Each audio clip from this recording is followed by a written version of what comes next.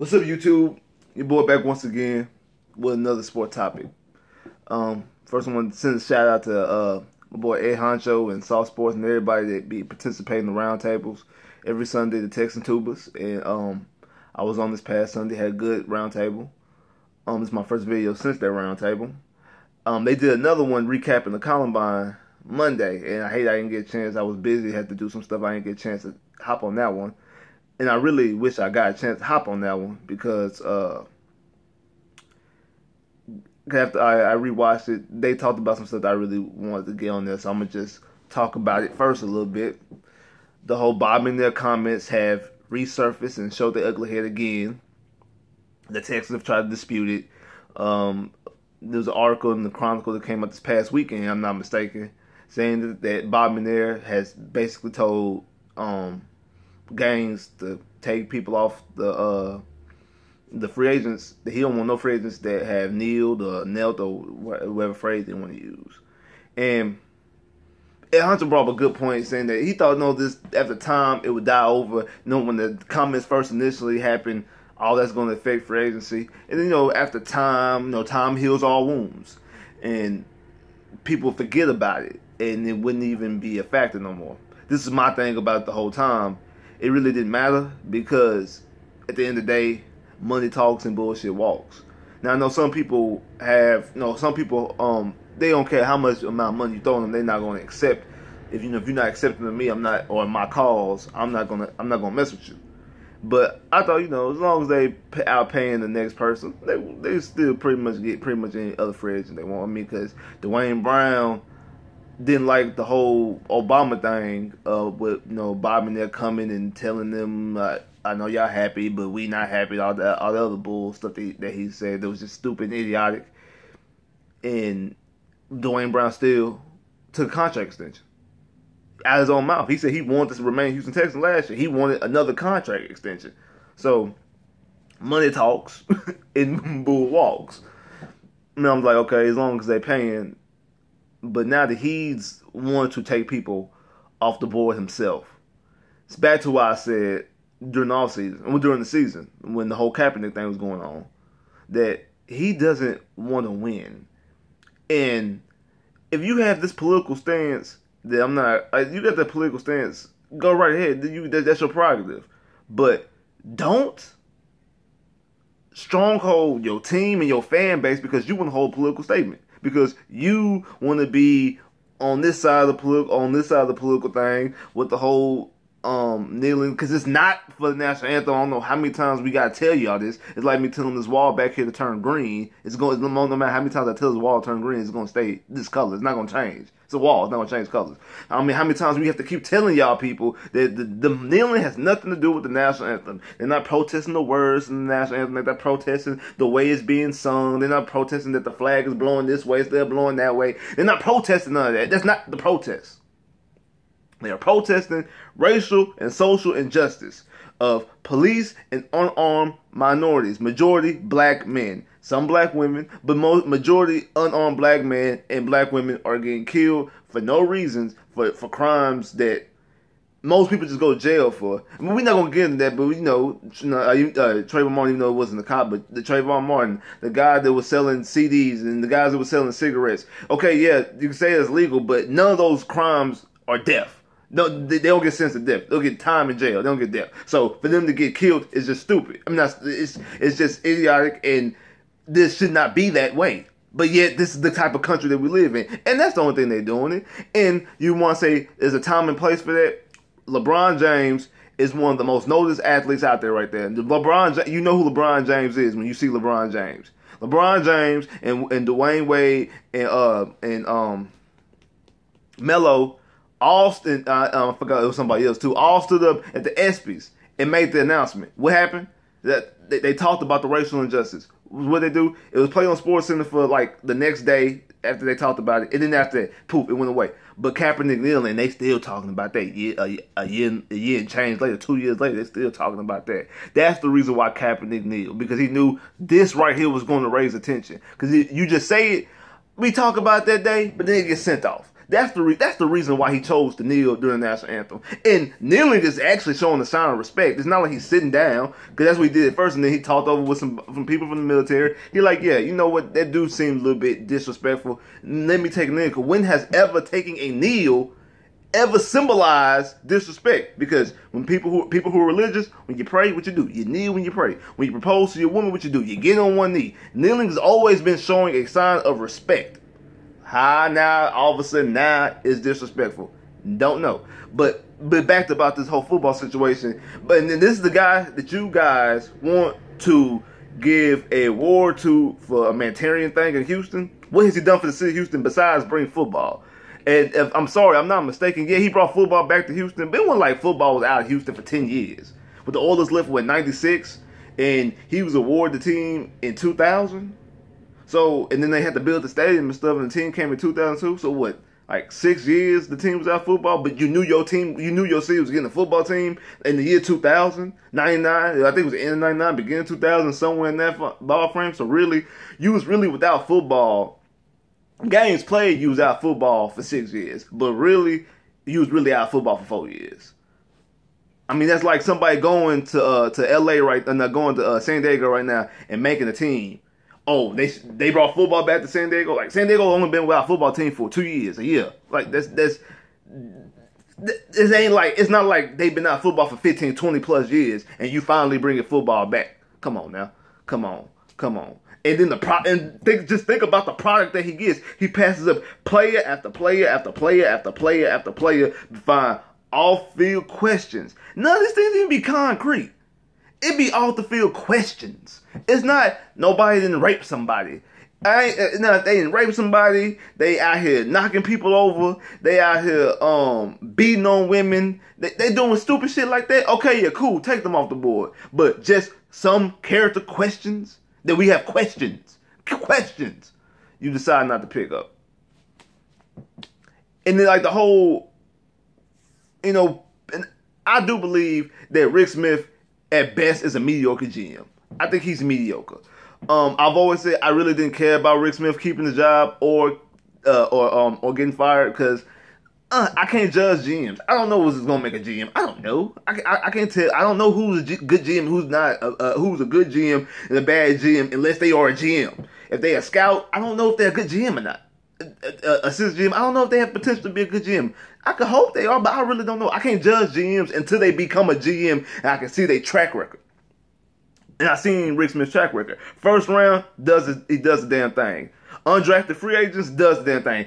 In the middle of the draft, free agents, so mediocre. But do I think that he was handicapped by Bob McNair? Absolutely. Now I'm not saying that Bob McNair was finger pointing, like a Jerry Jones type situation, but it's just like if you married, your wife don't like sour cream. Just say your wife don't like sour cream. You're not gonna bring her some food with sour cream on it. You already know that. You know that the owner of your football team doesn't like this type of player, so you're not even gonna look at him. We already gotta take that person off the board. He's the best player of the board, because you draft, and then you draft somebody in the same position like Kevin Johnson, when you should have drafted Marcus Peters. So you showing that you need somebody in that position, but yet you knowingly gonna draft the weaker of the two because of off the field questions. Come on. Just, and this is why we've been having mediocre football for the past 15 years plus, because we have a mediocre owner. That's true. Now they disputed all this type of stuff. Oh, we if the player can help the team, we want him, all that type of stuff. Okay, yeah, cool. Now you got backtrack. But you know what? Now you're going to have to pay a higher premium. The price on everybody just went up. You could, it's just like, if you got good credit, bad credit. You got me, I can have good credit, you can have bad credit. We can go out and get the same exact car, year, make, and model. You're going to pay more than I pay because you have bad credit. You now are going to pay more for lesser players, or pay a higher premium on other players because, so you really want me to come? I take a knee, right? So if you really want me, to prove you want me, I would have took this yesterday, but now hearing that, I got to take that. You gotta give me extra $2 million type stuff. Oh, we ain't gotta sign you. Okay, cool. I'll go Jacksonville. I'll go Tennessee. Or I'll go New Orleans. Or I'll go Indy. Or I'll go New England. But like, you know, when you're in the bidding war, now they're gonna definitely you just handicapped yourself. Now Clowney might have took a discount to stay in Houston. Now, hey, nah, Ken folk, bring me that bread. Give me that money. Give me more money. More money. I was gonna ask for this, but nah, you saying that you really want me to stay here? Bring me that. You just raised up the price on everything. And speaking of free agency, the Rams have they franchise tag Joyner. Chicago transition tag on Kyle Fuller, which means any team that gets Kyle Fuller offer, you can still offer him a contract. Chicago has the right to match it. And one thing that people don't really think about is this whole Kirk Cousins thing. It doesn't directly affect us right now, but the rumor is that both the Jets and Minnesota are willing to give this dude $90 million guaranteed. To give Minnesota report was $90 million something guaranteed, a fully guaranteed contract, and the Jets report was they're gonna give him a fully guaranteed contract if they have to. Kirk Cousins has one playoff appearance and has not won no playoff games. If Watson comes back and does what we think he gonna do, he gonna want because we all know that every year the contracts go up and up. They base off of what this last player did, what this player in this position got. So you got this much this year, the next player, they might not even be better, but they gonna get more. That's the reason why Matthew Stafford was the highest paid quarterback at one time. You know why? Because he was the last person to get his deal. So when Watson deal come up, especially if Cousins get a guaranteed contract, that'd be the first fully guaranteed contract in the NFL. It's not baseball, it's not basketball where everybody got guaranteed contracts. If Cousins get a guaranteed contract, that means when Watson come out, especially if Watson does the things that we expect Watson to do in the city of Houston, he gonna get more than what Garoppolo got, and it's gonna be fully guaranteed. Why I'm mentioning that right now is because that means you need to hurry up and build a team around him now. That means you need to do what you need to do this offseason right here.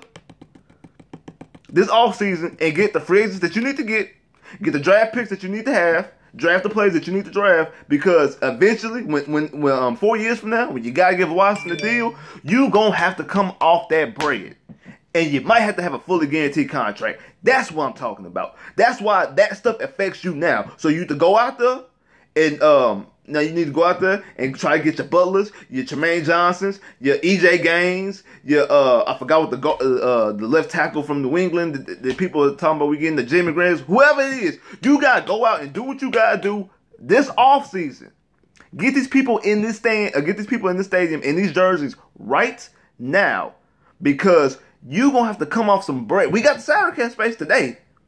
I think it's fifth or sixth most in the NFL. Or something like that. No, it's top 10. You have to come off that bread right now. Now, shout out to my boy Wink. He be on the round table with the Texas Tubas in the round table, and I told him I was gonna give him a shout out because I had he did a mock draft. I don't know how he did it. I don't know if it was the type of mock draft where like somebody over here is picking the player and then I get to pick the next player. But you know, Texas, we don't have no pick until the third round. So with the third pick, my bad. I was trying to say it wrong. With the fourth pick in the third round, which is the Texans' first pick, he got us taking Harrison Phillips, defensive tackle from Stanford. The 16th pick in the third round, he got us taking Nick Chubbs, running back from Georgia. The 34th pick in the third round, he has taken Alex Kappa, offensive tackle at Humble State. Then the third pick in the fourth round, he haven't taken Deshaun Elliott, the safety out of Texas. Then we don't have another pick until the third pick in the sixth round. He got us taking Kurt Burkin from Virginia. Then he has taken a guard from Maine, QT from Texas Tech, wide receiver. Then got taken Brandon, the cornerback from Virginia Tech. Really like this draft. Really like, I'm a fan of Texas Tech, so I really like the whole QT draft pick. My favorite pick of this whole draft, though, is Nick Chubb and Elliott, the safety out of Texas. My issue with the draft. Now, if this is the draft, I'm with this. you won't get no complaints. I mean, if this is how the draft works out for us, no issue at all. I'm 100% good. This draft is bomb. I like this draft. The issue is us waiting to the fourth pick. Our fourth pick, which we have 3 third-rounders. And we have 1 4th-rounder. And we wait to that 4th rounder, which is our 4th pick, and which is our 4th round, is a 4th round pick, and it's our 4th pick of the draft to take a safety. My issue, that's because I don't think that Elliott is gonna last that long.